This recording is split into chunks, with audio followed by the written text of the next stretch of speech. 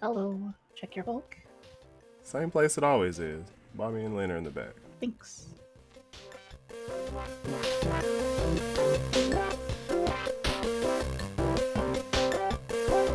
What happens when you find yourself looking at a card and it doesn't fit the theme, but it's so synergistic with the function? What do you do? How do you go to sleep at night? How do you know when you play that card? How do you overcome that feeling that something isn't right? The idea of the deck was that Atla Palani is hatching the apocalypse. And so you have the Praetors, Elish, Norn, Vorinclex, Urabras, just these beings of absolute doom. And I enjoyed Daryl, Hunter of Walkers, in the deck because he has this ability where he can... So technically he is technically good with the deck because he taps to destroy my eggs. He can just shoot my eggs and hatch them, but he is not there flavorfully. He doesn't make sense to be next to the apocalypse Eldrazi gods of the universe. So I had to force the headcanon. I had to okay, so why is he here? What is his reason for being here? And in my head, he is the one malformed egg. He's like the one reject egg that Atla Palani accepted. That's like the lowest bar that she will accept. So I force the headcanon. I make the creative story as ridiculous as it has to be to justify the flavor of this creature being amongst all of these other creatures. Have you had to force a headcanon? How do you justify the weird thing that doesn't fit but still fits? Yeah, I do. The Gorex deck with the Keen Duelist in it, that was headcanon. Right? That was us. That was doing headcanon from the beginning. Yes. The reason it's in the deck is because of the high converted mana value of Gorex. The whole point was to occasionally drop it back up on the top and then slap someone in the head with it. That was the point of it, and it had no other thing, but we, together talking about it, created a story. And story is important to me, even in Magic. There was a fun tweet by Mara Plays Magic a couple months ago. God rest her soul. That Twitter account went away. We don't know where Mara went. If anyone knows where Mara is, please let us know. Yeah. Please let us know. Please let us know. Please do let us know. And she tweeted a while back that any two legendary creatures could exist in the command zone as long as you wrote a backstory for them. And I loved it. As to why they're partners. You're right. As to why they're partners in the command zone. And I loved it. I was like, yeah, I would love to have Caddy Bree and the Sword of the Realms. It's actually nothing to do with Halvar on the other side. I just want her to have that sword in the command zone. I was like, yep, I could write the cheese for this, which made me think oh, damn, that's Dungeons & Dragons or whatever game you're playing. You're like, how cheesy can I make my character and now make it work? And I feel like Magic has long been that for some of us that are creatively looking at the decks. Looking more than just the function of the card, but kind of creating characters out of it. This is my father's sword. Did you find a way to marry Caddy Bree and the sword? Oh yeah, I did. I forgot. I'll dig up the tweet. Yeah, I did. Yeah, I wrote it up. Yeah, I wrote a quick blurb. I hadn't wrote canon for partners, but there's a few creatures that I want in the command zone that aren't legendary. That I'm like, if I write them a lore, can they be legendary if I write lore for them? Yeah, that's rule 0. Yeah, that's rule 0. Absolutely. How about this? Here's mine. There once was a man named Gargaroth. He's Eli Roth, his brother. Of course. He was the greediest man in the world, and also he was the most talented. Obviously. Gargar could do anything, and he did. There was a book series. It was a whole series. You read to your kids, Gargar. Gargar got to have his cake and eat it too. What kind of cake does he like? He loves ice cream cake. Nice. He doesn't like regular cake. He doesn't like the frosting. He is elderly now, the oldest man to ever live. Perhaps he will never die. They call him Elder Gargaroth now. He's my commander. Nice. I accepted. Absolutely accepted. Now Elder Gargaroth's in the command zone. No one can stop me. Right. I think that's super great. Yeah. That's incredibly valuable. You don't know the legend of Gargar? Oh, Gargar. Yeah, I read the books to my kids growing up. Gargar. Yeah. Yep, I do remember Gargar. I remember him fondly. So what's your story for Daryl in your Atla Palani deck? You built an Atla Palani deck, and we were workshopping it one night. You were like, I don't want any duds to come out of here. You're like, I don't want any mana dorks. When Atla Palani busts out a little egg and that baby cracks, Atla Palani as a mother is going to like reject any mana dork as a baby. And the same way you were like, maybe I should put Daryl in there. And you're like, it would be funny if Daryl came cracking out of an egg. He climbs out covered in the amniotic fluid. He sees Elish Norn. He's like, what's going on here? Right. I see Daryl as the one defunct egg that Atla Palani allows. When she hatches an egg, she expects an apocalypse. But then this just grizzled man just falls out of the egg. I like to come up with make the logic for why this is happening. Like, what is the logic? What is the headcanon of the deck? Like, why is Daryl, this man, just falling out of this egg next to the Ulamogs and the Elmericles of the universe? And my headcanon is that Atla Palani, she's a bit of a nutter, and each egg she hatches has a black hole inside of it, and outside of that black hole, she's trying to bring about the apocalypse. And there was a little bit of a mishap with one of the black holes, right? And so it pulled out Daryl instead of Emrakul, you know? Yeah. It was a bit of an error in the so that's my headcanon. Transdimensional portal eggs that she lays. Uh-huh. I thought your theory, when you talked about the eggs and the little portals that pulled them in, I imagine it was that she just spent too much time watching The Walking Dead. You know, she was sitting on the couch and she just was in a low period and she watched a little too much Walking Dead and she just willed Daryl into being, into the egg she created. Right. At a low point, binge eating omelets. She had leftovers from Eldrazi's that she was munching on. That's how the Eldrazi's, you know, the Ulamog came before that. She had some leftover from Eldrazi's. Yeah, she's in her sweatpants, Atla Palani, and she's just dealing with some lower back pain, you know, from pregnancy. Her dark era, binge eating The Walking Dead and Eldrazi poppers. I've been there. I relate to that. That's what me and Atla get along. Yeah, my favorite meme, of course, is that the people post, like, Anna posted that one about Gingiotaxis, like me going to the refrigerator to grab a handful of shredded cheese in the middle of the night. That is what I'm thinking about, like, her in her sweatpants in front of the dull glow of the Walking Dead's on in the background. Yeah, no, the beginning. And then she's sitting there with the glow of the refrigerator, reaching in for some leftover Eldrazi's. Exactly. I like to normalize the legends, like the legendary Gingiotaxius, and he's just like in his kitchen, just like hungry, just grabbing some cheese, getting those fingers in that bag. Right. Really humanizes him. Yeah, I agree. I know that. Humanizes him. Yeah, it gives him some humanity. Oh my god. Yeah, I think about it. I mean, I know that's true. I mean, I joke about Pringle Fingers, Grumgully, Grumgully the goblin. Grumgully the generous, who likes to give. Overspelled table, I thought it was like Pringles floating in the sky. And then afterwards, when I looked at it, I was like, oh, it's mushrooms. But I thought those fingers would be really good for a Pringle can. You know what I mean? Like, he has some magical powers in which he can extract the Pringles from the can. And I think thinking about Legendaries doing everyday mundane things is definitely funny and does bring them down a little bit into that space. And so it raises a question to me: if everything's a legendary creature, because we're awash in Dominaria, and being awash in legendary creatures now that we've returned to Dominaria and we're celebrating them, is anything legendary? Let me ask one more time. So if everything is a legendary creature, is anything legendary? I say it hurts the concept of legendary, certainly, if everything is legendary. Right. They can still be legendary, but there's a little bit of a less of a gloss to it.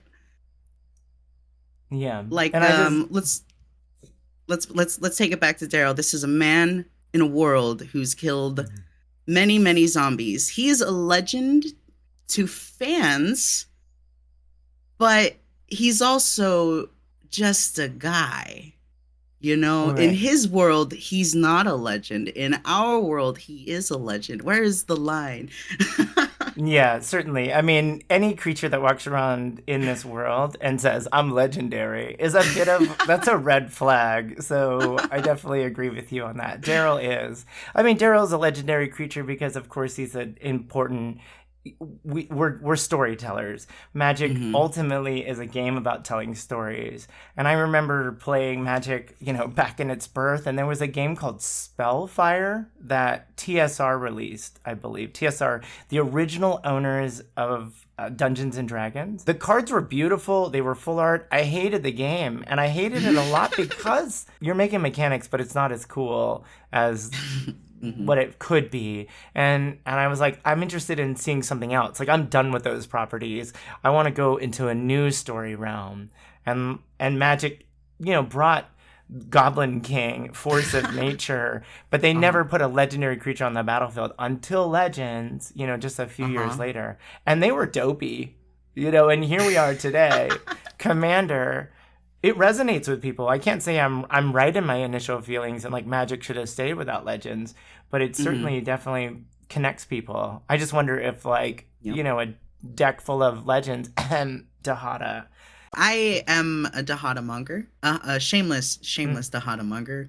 I even put her next to my main decks so that she knows she's special and that she's not going anywhere. But as a Dahada monger, I wanted some weird ways to win the game, and I'm awash in legendaries as one is.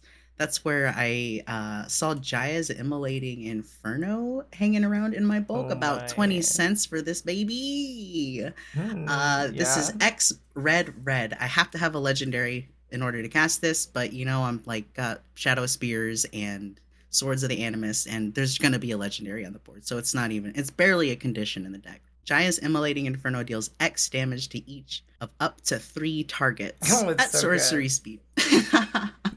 Yeah, it's So perfect. I'm drowning in this treasure, and I'm like, what the hell am I gonna do with all this treasure? And frankly, my curve is not that high, so there's like, I might end up just sitting on some treasure, and I just thought I'd nuke players' faces because out of nowhere, this life gain creature legendary combat deck is turning a left turn, is taking a hard left turn, and now we're gonna nuke your face for huge amounts, just sink all that treasure into it and do direct damage to all 3 opponents for about 20 cents. Baby!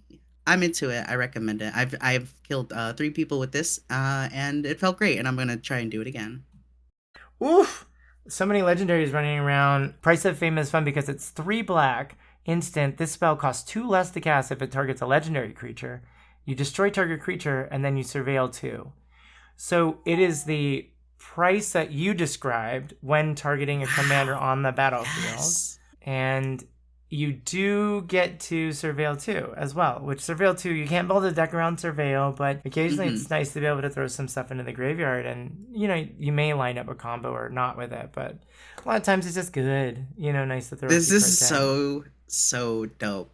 If you Mm. target a legendary, this is the best rate. This is the best Doomblade if you target a legendary. That's so Right. cool. You I know, I feel like just a few years ago this would have been too niche, but now mm, I understand main decking this in like almost any situation. yeah.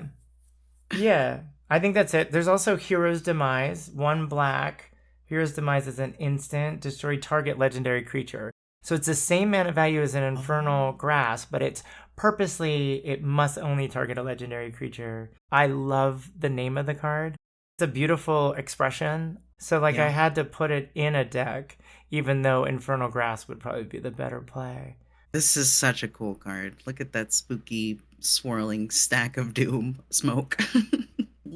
This one, you know what? This was just for the Dahada players, all right?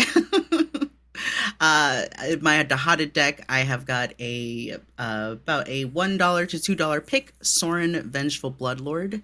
This is a super cheap 4 costed 4 loyalty planeswalkers that I believe is like Orzov in a card. Like he is the essence of the color combination. On your turn, Creatures and planeswalkers you control have lifelink. So he's got that kind of Whip of Erebos kind of hotness to him if you're looking for the life gain angle. And he's got the recursion on him. He can bring things back from the graveyard. His minus ability is -X, return a creature card from with converted mana cost X from the graveyard to the battlefield, and it's a vampire in addition to its other types. So he's life gain, he's reanimation. His +2 ability just deals a damage to a player or planeswalker. I almost wish he could be a commander. He kind of just, he does it all for me. He's got the cake, he's got the beer, he brought the wine. I'm inviting this guy to my Orzhov party. So I'm not completely against legendaries. I think it's important. I think I like this time of year. You know, we get to visit with all our friends. It's like the holidays, but on your battlefield. And playing on your server, I remember someone, in a game, someone dropped a Thalia's Lancers. And Thalia's Lancers is 3 white, human knight, 4/4, first strike. When Thalia's Lancers enters the battlefield, you may search your library for a legendary card. Reveal it, put it into your hand, then shuffle your library. So it's a 4/4 first strike human knight card that searches for legendaries. And then it's not far off for you to throw like a Blade of Selves on it and get a few extra triggers to go find several different legendaries every time you make an attack. I don't know why I didn't think about blinking this baby. Blinking it is good. Yeah, Blade of Selves is better. And wow, does that a 4/4 first strike body flying into somebody, maybe with one anthem you've got, essentially creates a very not blockable situation for someone. So you can continue to use this effect over and over. By bringing in Warhammer, Magic is now more representative of geek culture. We now have invited a new set of geeks into our world. And as we continue to do that, I think that's great, because I think, as always, a representation of the entire geek culture is important. The Rules Committee selected 2 individuals to join, 2 new members to the Rules Committee. Olivia Goldbear-Hicks and Jim from the Spike Feeders. It's so nice to finally have a woman on the Rules Committee. Yay. And Jim is a brilliant mind in his own right. I don't think that can be denied. Excellent announcements, though leaving something to be desired, as there are no visibly brown or visibly queer people on the Rules Committee. But with that conversation in the air, I think we can expect to see that in the near future rather than the far future. Seeing you in the community, I have noticed that people have joined the Bobbie-Christine's Lobby-Pristine Discord, and they're looking for a group of people and looking for that connection or representation of a connection with another human. I'd love if y'all gave the Bobbie-Christine Lobby-Pristine a chance to be the magic home that you're looking for. Bobbie-Christine, are you playing in any upcoming games? Any new content coming out for you? I was on Kingdoms with Carlos of Kingdoms, Murticles of Kingdoms, and we played with Talia Vess as well. It was a epic game. I won't spoil anything, but boy, howdy, did I sure get obliterated. I think it will air in October. I'm looking forward to that episode. I'm also looking forward to hitting MTG Summit in November, where I'll get to meet Carlos and Murticles and Talia and a whole bunch of other people in person and see them and give hugs and say hello to everybody in person again. And Bobbie-Christine and I recorded an episode of Shuffle Up and Play, which should be out sometime in November, so look forward to that. Let's get to the real issue here. If everything's legendary, who's gonna clean the toilet? You know what I mean? Like, do they have a chore wheel? Because I know legendary people, they're too busy being legendary that they're like, who's taking care of things? If everyone's a superhero, do they really who's just taking out the trash? You know? I think there's gonna be a class war. I think the elites, these legendary creature elites, are gonna realize that your Elder Gargaroths and your Sarah Ascendants are just as legendary. And one of these days, they're gonna realize it, and they're gonna revolt, and they're gonna say, we're not cleaning your... Check Your Bulk is a Bobbie-Christine and Lynn Frank production, where we share a few of our favorite picks and laughs. Find Bobbie-Christine on Twitter and Twitch at BOBBIECHRISTXNE. Find Lynn Frank on Twitter at LYNNVFRANK. Thank you for listening to Check Your Bulk.